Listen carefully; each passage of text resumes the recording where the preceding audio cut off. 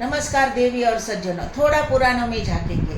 बहुत पुराने में नहीं, इधर इधर की ही बात है जो 1200 1300 या 1400 सदी की बात है, जब ज्ञानेश्वर महाराज, नामदेव महाराज, तुकाराम महाराज थे। उस जमाने की बात है। संत विसोबा खेचर वारकरी संप्रदाय के आद्य संत, नामदेव के गुरु के रूप में परिचित, मूलतः नाथ संप्रदाय के महान योगी खेचर, यह उपनाम है। उपनाम सरनाम नहीं। शरीर को आकाश में गमन करने जितना हल्का और तरल बनाने की सिद्धि प्राप्त करने वाले योगी अर्थात खेचर। योग मार्ग में खेचरी मुद्रा का विशेष महत्व होता है। उस अवस्था तक पहुंचने के कारण उन्हें खेचर यह उपनाम मिला होगा। विसोबा की जाति और व्यवसाय के बारे में मतभेद है।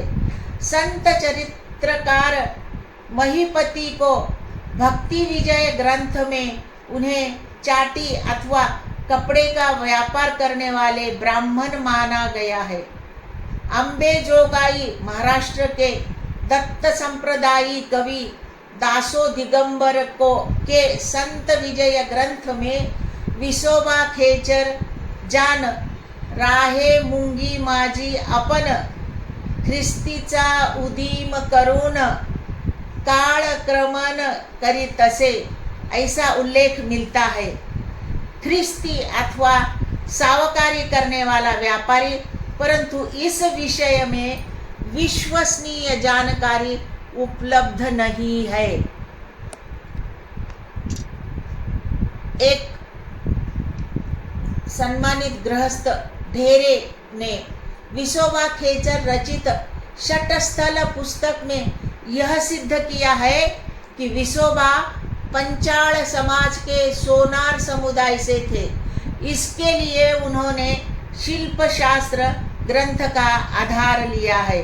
संत नामदेव के अभंगों में उपलब्ध संदर्भों के आधार पर ऐसा कहा जा सकता है कि 12 ज्योतिर्लिंगों में 8वां प्रसिद्ध स्थान औंढा नागनाथ विसोबा का मूल गांव रहा होगा।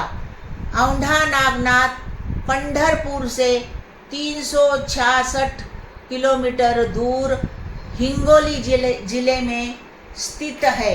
जब संत नामदेव वहां जाकर विसोबा से मिले, तब वे मंदिर के शिवलिंग पर पैर रखकर निश्चित होकर सोए हुए थे। उनसे पूछने पर उन्होंने उत्तर दिया, जहाँ भगवान नहीं है वहाँ मेरे पैर उठाकर रख दो। इस पर विचार करते समय नामदेव को साक्षात्कार हुआ। देवाविन ठाव रीता कोठे।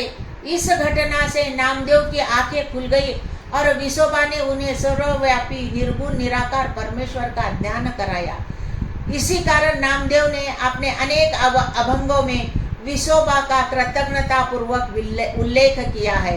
आगे नामदेव ने कहा है, द्वादशीच्या गावी झाला उपदेश। द्वादशी का गांव अर्थात बार्शी। इस बार्शी जिला सोलापुर महाराष्ट्र में विसोबा की समाधि है। यह समाधि शके 1231 यानी कि सन 1309 में ली गई।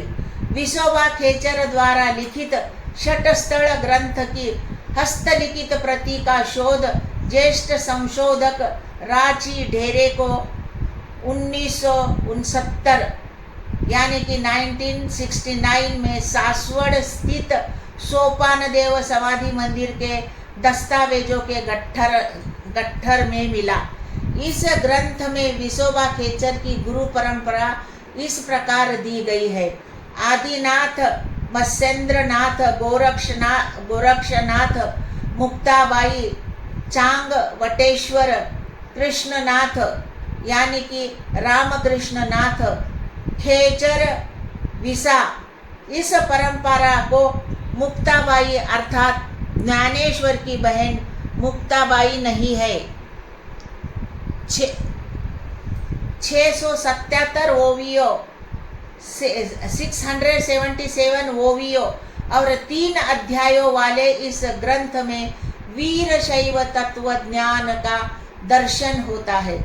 इसीलिए वीर शैव लिंगायत समाज में इस ग्रंथ का विशेष महत्व है।